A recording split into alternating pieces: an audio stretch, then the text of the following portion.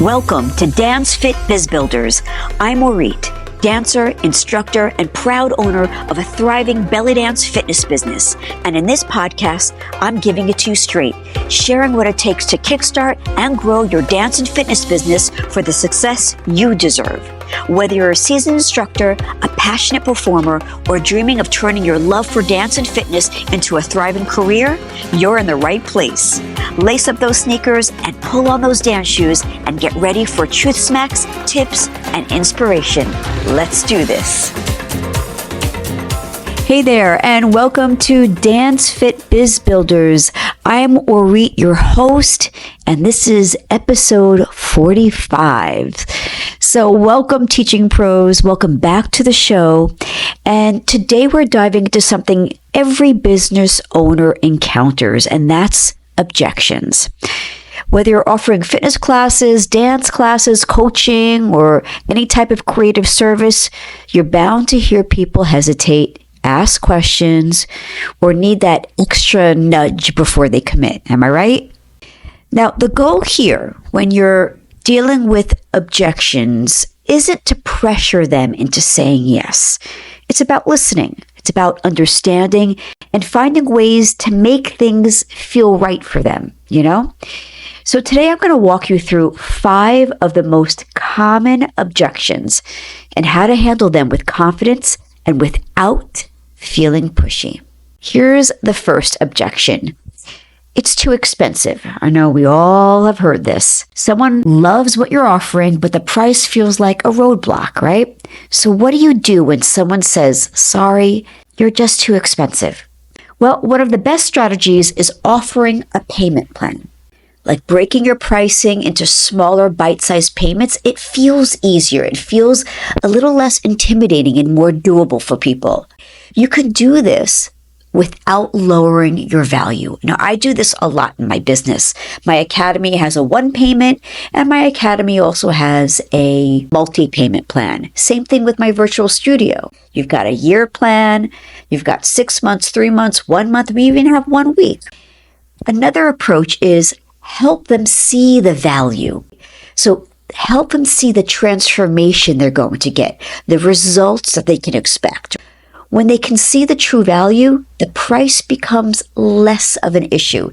Maybe break it out for them. Well, it's this price, but if you really think about it, it comes to this price if you were to pay monthly or if you were to pay daily. Then it doesn't seem as scary. All right, here's another objection. I need to talk to my partner, right? That hesitation isn't always about your offer, but it's usually about needing the validation from somebody else. And you know what? It's totally cool. Now, I get it. My academy is, over 1K, and for them to speak to their partner is totally valid, right? But instead of pushing for a decision on the spot, just acknowledge it. Say, oh, I totally understand. Or say something like, that's great that you're including your partner in the decision.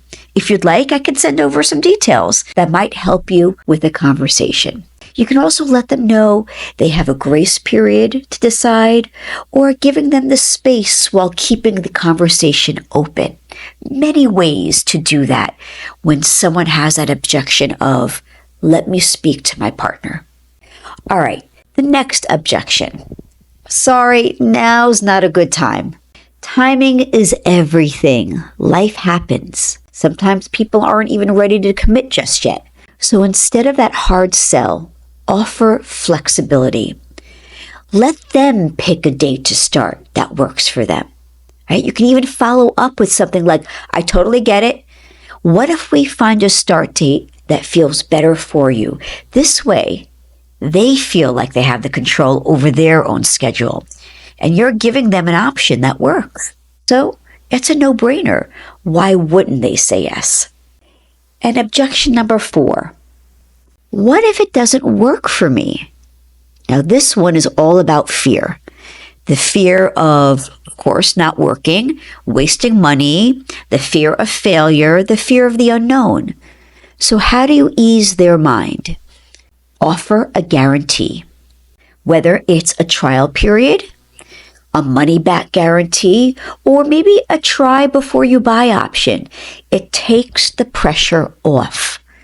See, when people feel like they're not locked into a commitment that they're going to regret maybe, they're way more likely to give that a shot. All right, and the last objection, how do I know you're credible? How do I know you're even worth it? How do I know you're good? Sometimes people just need a little reassurance that you're the real deal. And guess what? You have the proof, I hope. Give them the proof. Share testimonials. Highlight any awards that you may have gotten. Talk about your experience.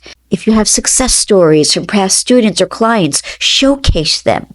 Even a simple, oh, here's what others have said about working with me, can really help build that trust and that credibility.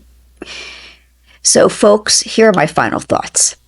I want you to look at objections not as a bad thing, right?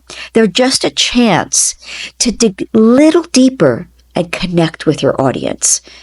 When you respond with empathy, flexibility, and confidence, you really create that feeling of serving rather than selling. Hey, and just also want to let you know that a no is not forever.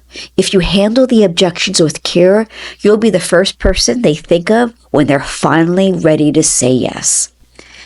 So, that's it for today's episode. If you found this helpful, folks, I'd love for you to share it with someone who could use these tips. And I would also love for you to rate this podcast. Hey, even if it was like the worst podcast, rate it, right? And if you've handled objections before in a way that worked for you, hey, contact me. I'd love to hear about it. All right, guys, remember, selling doesn't have to be sleazy. Selling is serving. And it's just about showing people why your offer is worth it in a way that feels right for them. Keep doing what you love. And until next episode, go and kick ass.